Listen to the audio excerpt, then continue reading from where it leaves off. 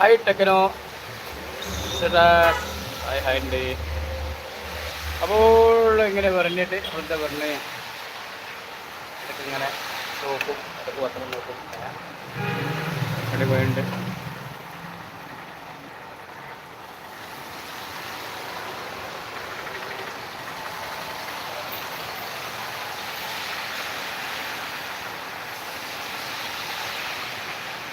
മേൽക്കൂര തകർന്ന കാർത്തികപ്പള്ളി സ്കൂളിൽ പ്രതിഷേധ സംഘർഷം. മേൽക്കൂര തകർന്ന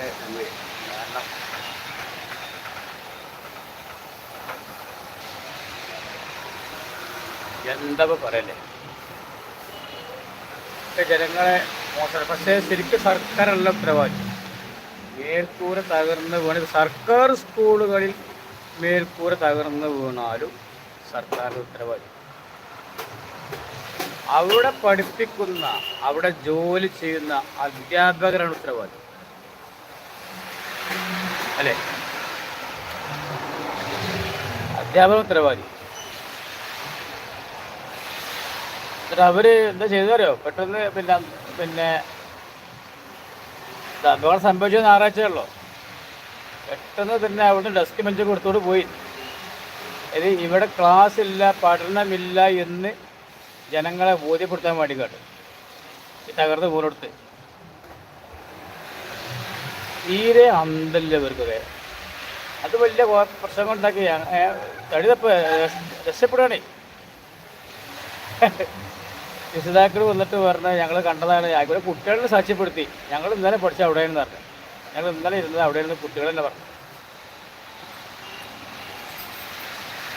അത് വല്ലാത്ത ജാതി.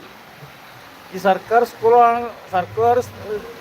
സ്കൂളുകളാണെങ്കിലും മറ്റുള്ള ഓഫീസുകളാണെങ്കിലും ഉത്തരവാദി അവിടെ ജോലി ചെയ്യുന്നവരാണ്.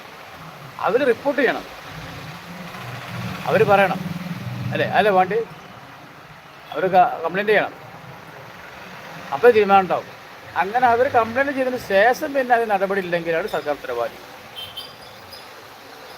ശരിക്കും ആ സ്കൂളിലെ അധ്യാപകർ ശിക്ഷിക്കണം.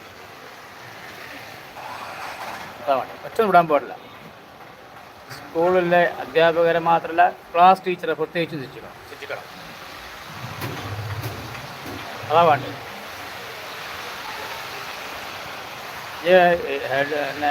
HM മാത്രമല്ല, സ്കൂളിലെ HM മാത്രമല്ല, അധ്യാപകർ മാത്രമല്ല, ക്ലാസ് ടീച്ചർമാർക്ക് കൂടുതലായിട്ട് ശിക്ഷ കൊടുക്കുന്നില്ല. വിടാൻ പാടില്ല. അവരുടെ ഒരു കാരണക്കാർ രക്ഷപ്പെട്ടു എന്നുള്ളത് മറ്റൊരു. പിന്നെ കളവ് പറയാം നാട്ടുകാരോട്, ജനങ്ങളോട്. അവിടെ പഠിപ്പില്ല, അത് ഒഴിഞ്ഞൊക്കെ സ്ഥലമാണ്. ശരിക്കും നോക്കുമ്പോൾ നമ്മളെ കാഴ്ചപ്പാട് സർക്കാരിൽ ഉത്തരവാദി. ഒരു സർക്കാരിൻ്റെ പേരിൽ വെറുതെ പക്ഷപാതമുണ്ടാക്കുകയാണ്. അത് നമ്മളെ ഭാഗം നമ്മൾ ക്ലിയർ ആക്കണം, നമ്മൾ ചെയ്യണം. എന്നിട്ടാണ് സർക്കാർ നമുക്ക് ഉത്തരവുള്ളൂ. അത് നമ്മൾ പരാതി കൊടുക്കാത്തത് കൊണ്ട് ഉത്തരവാദി സ്കൂളിലെ ടീച്ചേഴ്സ് തന്നെയാണ്.